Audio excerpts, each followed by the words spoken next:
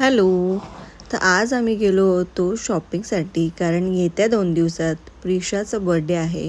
त्यामुळे आम्हाला थोडी शॉपिंग करायची होती. आणि हा आहे सीवूडचा नेक्सस मॉल. सगळ्यात आधी तर आम्ही गेलो होतो रिलायन्स ट्रेंडमध्ये आणि नंतर मॅक्समध्ये.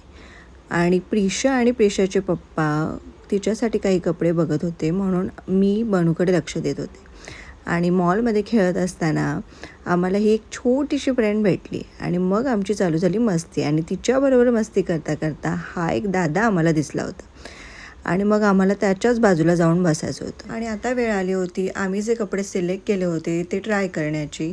प्रिशा आणि मी एक एक कपडे ट्राय करत होतो आणि इथे बनूचं बघा मध्ये मध्ये काहीतरी चालूच होतं.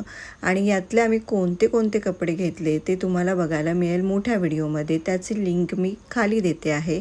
तो सुद्धा व्हिडिओ तुम्ही नक्की जाऊन बघा, म्हणजे तुम्हाला कळेल की आम्ही यातले कोणते कपडे घेतले.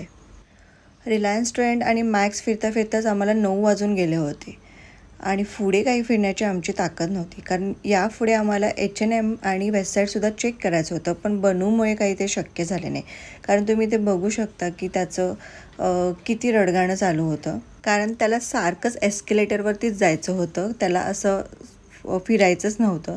त्याच्यामुळे त्याचं ते रडगाणं चालू होतं. शेवटी प्रिशा दमली आणि त्याला खेचून खेचून ती घेऊन जात होती, कारण ती खूप वैतागली होती. आणि बाहेर आल्यानंतर पुन्हा आईस्क्रीमसाठी हट्ट. मग त्याच्या निमित्ताने का असेना आम्ही सगळ्यांनीच आईस्क्रीम पार्टी केली. आणि आम्हाला बाहेर काही खायचं नव्हतं, कारण मी जेवण बनवून आले होते. मग म्हटलं चला आईस्क्रीम तरी खाऊया. आणि बनूपेक्षा बनूची दीदीच जास्त खुश होती आईस्क्रीम दिल्यानंतर. आईस्क्रीम खाता खाता आम्ही प्लॅटफॉर्मवर कधी पोचलो आम्हाला कळलंच नाही.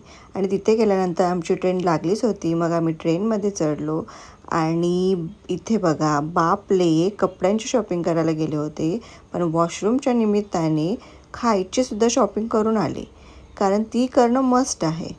कारण आम्ही जिथे जाऊ तिथे आम्हाला असं नवनवीन काहीतरी घ्यायला खूप आवडतं. आणि कपड्याच्या शॉपिंगपेक्षा आमची खायचीच शॉपिंग जास्ती झाली होती.